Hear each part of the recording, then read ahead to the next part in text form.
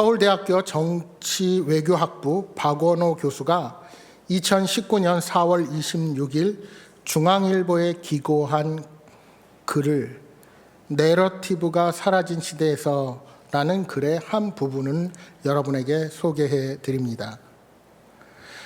초등학교를 다니는 아이에게 내가 들었던 가장 섭섭한 말은 톰 소여의 모험이 재미없고 지겹다는 선언이었다. 좀 꼰대스럽게 이야기하자면 나는 나의 유전자를 물려받은 아이가 톰 소여와 허클베리 핀을 진정으로 이해하지 못한 채 살아가게 될 것이 정말 아쉽다. 줄거리도 교훈도 필요 없이 그저 손에 땀을 쥐고 이들의 이야기를 따라가다 보면 마을이 보이고 사람들을 만나게 되었으며 걱정과 안도, 슬픔과 폭소가 이어졌다. 물론 주인공의 이름을 얄개나 에너지 선생으로 바꿔도 무방할 것이다. 타인의 이야기가 내 삶을 그만큼 더 풍부하게 만들어 주었다는 것, 그리고 그 경험이 보다 크고 환한 마음으로의 성장 과정이었다는 것만큼은 자신 있게 말할 수 있다. 그러나 아이 탓을 어찌 하겠는가? 한 호흡도 안 되는 지문의 줄거리를 요약하고 화자와 청자의 관계를 분석하라고 하며 교훈과 느낀 점을 두 줄씩 적으라고 하는 초등학교 국어책들이 있고 더 중요하게는 아이패드와 게임이 있을 것이다. 19세기 미시시피 강변의 어느 촌구석 이야기를 이들이 가만히 참고 일기에는 바깥 세상은 이미 너무도 숨가쁘고 해야 할 일들은 충분히 많으며 책의 첫 페이지는 클릭이나 터치에 반응하지 않을 것이다. 이렇게 내러티브를 견디지 못하는 것은 우리의 어린 후속 세대만은 아니다. 내러티브는 서사이기도 하지만 이야기를 끝까지 듣는 인내이기도 하기 때문이다. 이야기 한 호흡이 끝나기도 전에 요점이 무엇이고 의도는 무엇이며 바람직한 대안이 무엇인지까지 자문하는 것이 이제는 읽고 듣는 바람직한 태도가 되었기 때문이다. 그래서 이 글에도 도대체 하고 싶은 말이 무엇이며 어쩌란 말이냐 하는 댓글이 달릴지도 모른다. 그런 의미에서 우리는 내러티브를 참지 못하는 내러티브가 증발한 시대를 살고 있다. 그렇습니다. 우리는 무엇이든지 빠르게 일을 처리하고 내가 하고픈 시간에 그 일을 해야 직성이 풀리는 시대를 살아가고 있습니다. 여러분, 한 20년 전만 해도 공중파 TV의 인기 드라마의 시청률이 30에서 40%대에서 심지어는 60%가 넘는 드라마들이 있었습니다. 그러나 이제 그런 시청률은 절대로 나올 수가 없는 시대가 되었습니다. 굳이 드라마 하나 본방사수를 위해 기다릴 필요가 없어졌기 때문입니다. 이제는 OTT 방식, 오버 더 탑 방식을 통한 주문형 인터넷 영화나 드라마를 내가 원하는 때 텔레비전뿐만이 아니라 개인의 스마트폰과 태블릿 PC들을 통해 마음대로 보는 시대가 되었기 때문입니다. 따라서 텔레비전을 켜면 새로운 인기 드라마들은 여러 채널을 통해서 계속해서 재방송을 내보내고 있는 현실입니다. 이런 시대를 살아가는 젊은이들과 우리의 자녀들은 세상을 이해하는 방식도 기성세대와 점점 달라지고 있습니다. 많은 정보와 지식도 기성세대의 도움이 아니더라도 얼마든지 자신의 방식대로 얻게 되고, 그러다 보니 조금만 지루하고 자신들의 관심사에서 멀어지면 참지 못하고 인내하지 못하는 시대가 되어버리고 만 것입니다. 그래서 여러분, 이렇게 예배에 참석하는 청소년이나 청년들 정말 대단한 것입니다. 그것은 아마 여러분들도 많이 바뀌고 있는 부분일 것입니다. 예전에는 아침마다 종이 신문을 들고 1시간씩 샅샅이 살펴보는 것이 우리의 일상이었다면 이제는 인터넷 기사를 취사 선택하여 필요한 것만 읽게 되었습니다. 진득이 앉아서 책을 읽고 쉬는 시간에 텔레비전을 보던 문화는 각 개개인이 스마트폰을 들고 유튜브를 시청하며 각종 SNS를 통해 사람들과 소통하는 시대로 변화하게 된 것입니다. 그러면서 우리들의 인내력은 점점 더 없어지고 타인에 대한 깊은 관심보다는 각자 자신의 개인적인 관심을 충족시키는 데 대부분의 시간을 할애하는 현실입니다. 그런데 여러분, 아무리 이렇게 사람들의 생활 방식이 바뀌어 가고 있다 할지라도 인생에서 겪는 상처와 아픔, 문제와 고통, 질병은 여전히 끊이지 않고 있습니다. 아무리 생활이 편해지고 윤택해지며 우리의 삶의 많은 부분이 이전과는 다른 진보를 이루고 있지만 우리가 인생에서 겪어야 할 시험과 시련은 오기 마련입니다. 오늘 본문의 내용은 시험에서 시작해서 지혜의 문제로 그리고 기도로 마침내 믿음의 문제로 이어지고 있습니다. 특별히 오늘 본문 5절의 주제가 지혜인데 오늘 이 시대와 교회는 무엇보다 지혜가 필요한 상황에 놓여 있습니다. 하나님께서 주시는 지혜가 아니면 풀 수 없을 만큼 상황이 어렵고 복잡한 시대를 우리가 살아가고 있기 때문입니다. 성도들 중에는 이런 상황에서 지혜가 필요하다고 느끼는 사람들이 있는가 하면 아예 필요도 느끼지 못하고 기도도 하지 않는 많은 사람들이 있을 수 있습니다. 그래서 야고보서 기자는 우리에게 5절을 통하여 권면합니다. 너희 중에 누구든지 지혜가 부족하거든 모든 사람에게 후히 주시고 꾸짖지 아니하시는 하나님께 구하라. 그리하면 주시리라. 여러분, 지혜의 부족은 오늘 본문이 강조하는 여러 가지 시험과 관련이 있습니다. 이러한 시험은 하나님의 지혜가 아니면 극복하기 힘듭니다. 그리고 그 지혜를 얻는 길이 바로 기도입니다. 말씀을 통해 그리고 하나님과의 교제를 통해 우리는 기도의 자리에서 지혜를 얻게 되는 것입니다. 그런데 중요한 것은 우리의 기도가 바른 믿음에 의해 결정된다는 것입니다. 그렇다면 믿음은 무엇입니까? 오늘 우리가 우리의 기도와 믿음의 의미에 대해 다시 한번 생각해 보고자 합니다. 먼저 인생의 고난을 해결하기 위해선 시련에 대한 올바른 이해가 필요합니다. 첫째로 생각할 수 있는 것은 우리 인생에 있어서 시련을 피할 수가 없다는 것입니다. 오늘 본문 1장 2절에 내 형제들아 너희가 여러 가지 시험을 당하거든 온전히 기쁘게 여기라 말씀합니다. 우리말 성경을 보면 우리의 인생은 시련을 당할 수도 있고 당하지 않을 수도 있다라는 말로 해석하기 쉽습니다.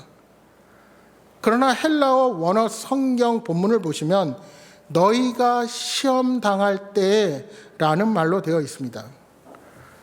말하자면 우리의 시험이 선택사항이 아니라 정도의 차이지 반드시 겪게 되는 절차라는 것입니다. 우리의 인생에 있어서 시험과 시련은 죽음처럼 피할 수 없는 것입니다. 아무리 믿음이 좋고 기도를 열심히 해도 시험은 누구에게나 찾아옵니다. 그러므로 어떤 형태든 누구나 다 겪게 되는 시련 앞에 당당하게 서야 합니다. 하지만 그런 가운데서도 우리가 명심해야 하는 것은 시련은 우리의 믿음을 성숙하게 한다는 것입니다. 여러분 3절과 4절의 말씀을 다시 한번 보십시오. 이는 너희 믿음의 시련이 인내를 만들어내는 줄 너희가 알미라. 인내를 온전히 이루라. 이는 너희로 온전하고 구비하여 조금도 부족함이 없게 하려 함이라. 시련은 반드시 오지만 그 시련은 인내를 배우게 합니다. 그 인내가 우리의 성품을 온전하게 변화시켜 간다는 것입니다. 로마서 5장 3절 4절에 바울 사도는 고백합니다. 다만 이뿐 아니라 우리가 환난 중에도 즐거워하나니 이는 환난은 인내를, 인내는 연단은, 연단은 소망을 이루는 줄 알미로다. 여러분, 우리가 어떻게 세상의 것이 아니라 하나님이 주신 것을 소망하고 바라며 살아갈 수 있습니까? 그 방법은 오직 하나, 시련을 통해서 인내를 배우는 것입니다. 어떻게 우리의 성품이 온전히 구비하여 부족함 없이 예수 그리스도의 형상까지 이룰 수가 있을까요? 바로 그것이 시련을 통해 인내를 배우는 것입니다. 따라서 우리들의 믿음의 공식은 아주 간단합니다. 시련을 감내하면 인내를 배우게 되고, 인내가 생기면 성품이 비로소 온전해지는 겁니다. 그래서 하나님께 쓰임받은 인물들을 살펴보면 하나같이 인내를 배우는 과정을 다 거치게 되었다는 것입니다. 여러분, 믿음의 조상 아브라함을 생각해 보십시오. 그는 75세라는 나이에 하나님의 부르심을 받았습니다. 그 늦은 나이에 아들을 약속받았지만 100세가 되기까지 25년간 그 약속이 성취되지 않다가 100세라는 나이에 그 약속이 성취됩니다. 여러분, 요셉은 어떻습니까? 그의 꿈과는 반대로 그가 애굽의 총리 대신에 오르기까지 기나긴 시간 노예로 팔려서 억울한 시간을 보내야만 했습니다. 모세도 마찬가지입니다. 그가 애굽의 왕자로 있을 때 쓰임을 받은 것이 아닙니다. 미디안 광야로 쫓겨나서 40년이라는 시간을 보내고 80이라는 노인의 나이에 비로소 하나님의 부름을 받았습니다. 이처럼 우리가 하나님의 성품을 닮아가기 위해 시련의 시간, 인내의 시간을 거쳐야 합니다. 그러면 어떻게 인내를 배울 수 있습니까? 그 시간은 사람마다 다 다를 것입니다. 분명한 것은 각자의 필요한 인내의 시간을 거치고 마침내 온전한 하나님의 사람으로 쓰임을 받게 되는 것입니다. 그래서 오늘 저와 여러분에게 올바른 태도가 필요합니다. 본문 2절에 여러 가지 시험을 당하거든 온전히 기쁘게 여기라 말씀합니다. 시험을 기쁘게 여기는 것도 쉽지 않은 일인데 온전히 기쁘게 여기라 말씀하죠. 이것이 믿음의 사람이 가져야 할 올바른 태도입니다. 사도 바울은 예수님을 인격적으로 만나고 나서 삶이 180도로 변화하였습니다. 그는 빌립보서 3장 7절 8절에 이렇게 고백합니다. 그러나 무엇이든지 내게 유익하던 것을 내가 그리스도를 위하여 다 해로 여길 뿐더러 또한 모든 것을 해로 여김은 내 주 그리스도 예수를 아는 지식이 가장 고상하기 때문이라. 내가 그를 위하여 모든 것을 잃어버리고 배설물로 여김은 그리스도를 얻고. 시험을 당할 때 온전히 기쁘게 여긴 것처럼 바울 또한 그가 예수님을 만나고 기존에 가진 모든 자랑들을 다 해로 여길 뿐만이 아니라 배설물처럼 여기게 된 것입니다. 그러니까 그의 평가 기준이 완전히 달라지게 된 것입니다. 세상 사람들은 시련이 오고 삶의 고난이 찾아오면 내 삶은 망한 것이고 죄수 없는 불운한 것으로 여길 것입니다. 그러나 그리스도인들은 삶에 찾아오는 시련과 시험 앞에서 오히려 그 자리에서 배울 수 있는 인내를 생각하며 그 시험을 기쁘게 여길 줄 아는 힘이 생기는 것입니다. 이것이 바로 성경이 말하는 바른 믿음입니다. 여러분, 믿음은 내가 잘 되는 것, 내가 성공할 것에 대한 믿음을 말하는 것이 아닙니다. 믿음은 예수님을 전적으로 신뢰하고 따르는 것입니다. 삶에 어떠한 시련이 내게 몰려오고 고난의 파도가 내게 엄습하더라도 예수님께서 나와 함께 하시기에 그 시련보다 크신 하나님을 바라보면서 기꺼이 인내하고 기다리는 것이 참된 믿음입니다. 그래서 오늘 본문 6절에 말씀합니다. 오직 믿음으로 구하고 조금도 의심하지 말라. 의심하는 자는 마치 바람에 밀려 요동하는 바다 물결 같으니. 여러분, 믿음에 반대되는 개념이 무엇입니까? 바로 의심입니다. 의심하는 자는 어떤 사람입니까?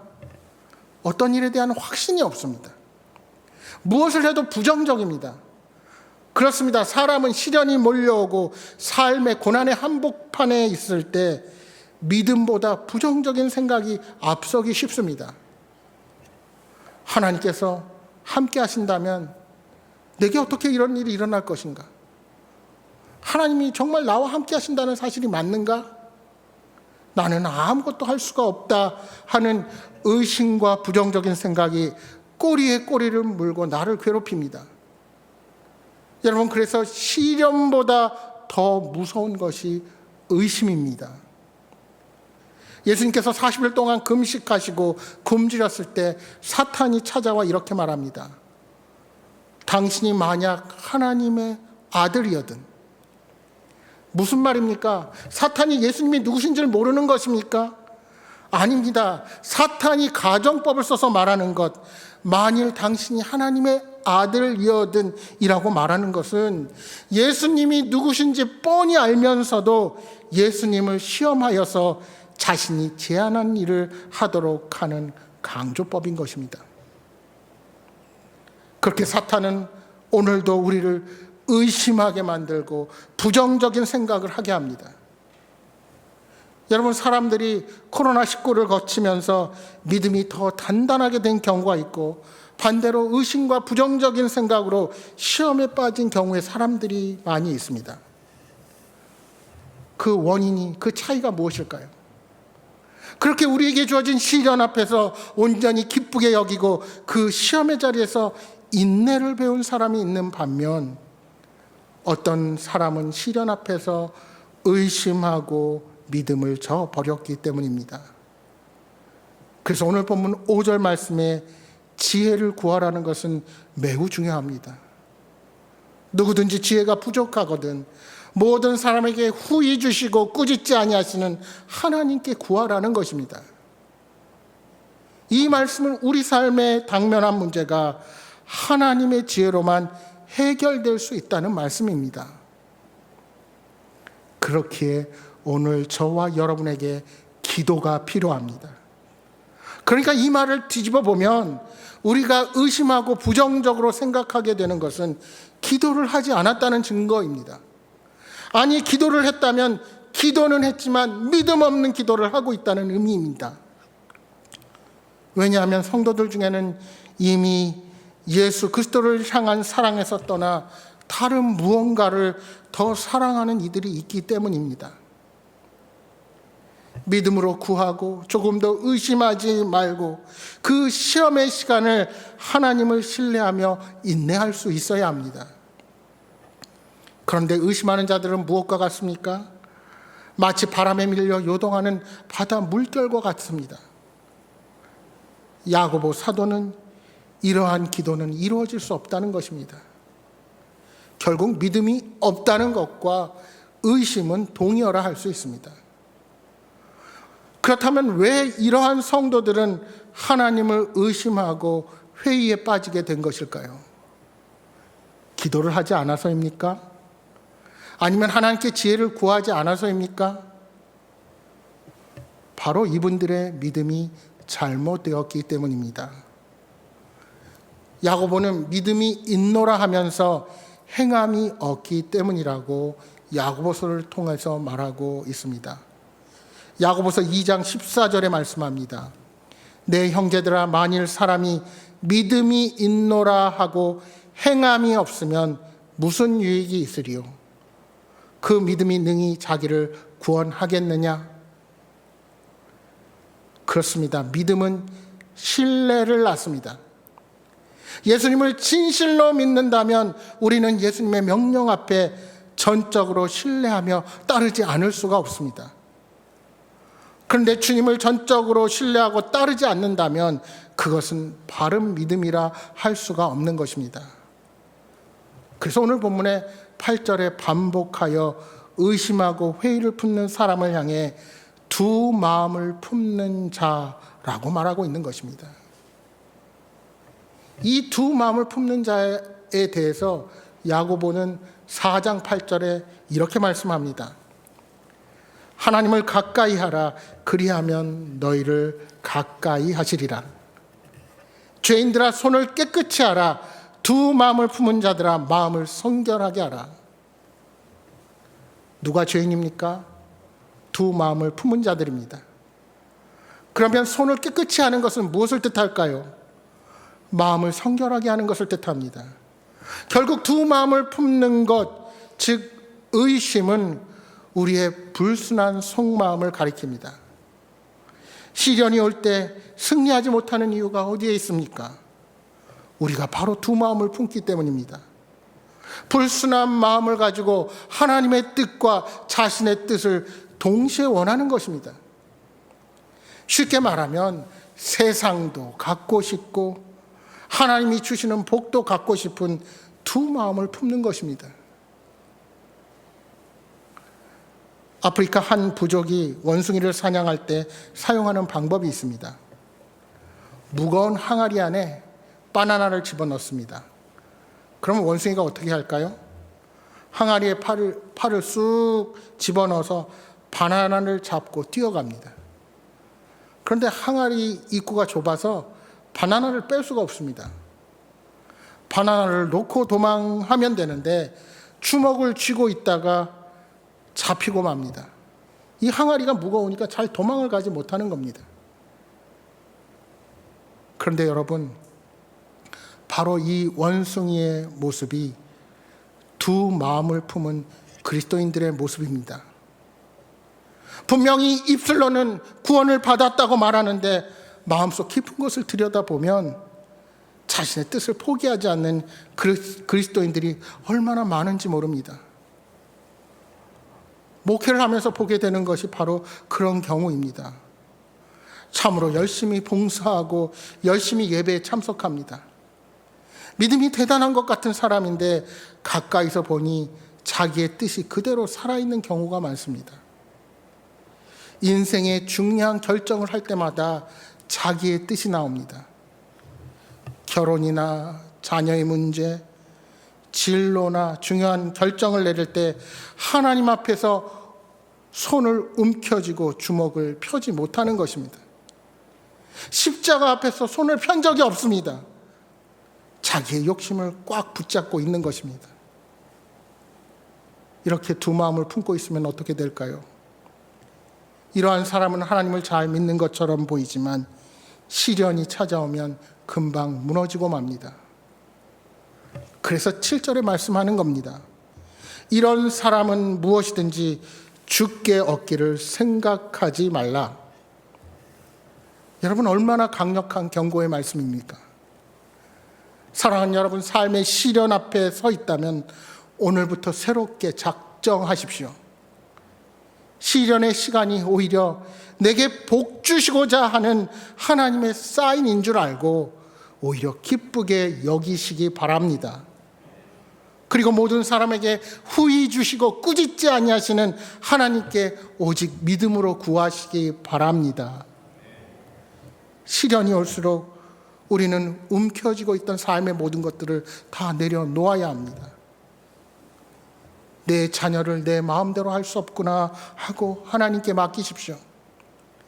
내게 맡겨주신 재물이 내 것이 아니라 하나님께서 잠시 맡겨주신 것임을 기억하며 하나님의 뜻대로 사용하십시오. 세월이 지날수록 내게 주어진 삶의 모든 것이 하나님의 은혜로 주어진 것임을 깨닫고 감사하는 사람들이 있습니다. 그러나 반면에 세월이 갈수록 다른 사람과 자신을 비교하면서 악착같이 내 것을 붙들려고 하는 사람은 참으로 불쌍한 사람이 아닐 수 없습니다. 이런 사람은 시련이 찾아올 때 그 시련 앞에서 성품이 더욱더 강팍해지고 하나님의 마음으로부터 더 멀어져 갈 것입니다. 그래서 웃음도 사라지고 얼굴도 딱딱하게 굳어갑니다. 여러분, 이 땅에서의 부와 지위는 일시적인 것에 불과합니다. 마치 풀과 같아서 때가 되면 쇠잔하게 될 것입니다. 그렇다면 우리가 무엇을 바라보며 살아가야 합니까? 야고보서 1장 12절의 말씀을 우리 함께 읽어보겠습니다. 오늘 읽은 1장 뒤에 보시면 12절의 말씀 우리 한 목소리로 천천히 함께 읽어보겠습니다. 12절 같이 읽겠습니다.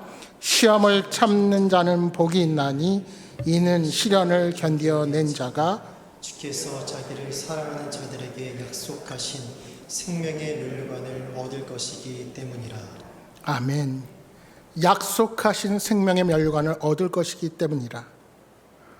사랑하는 여러분, 우리는 주님을 사랑하는 자들에게 약속하신 생명의 면류관을 허락되어 있다는 것을 바라보며 열심을 내어 살아가야 합니다.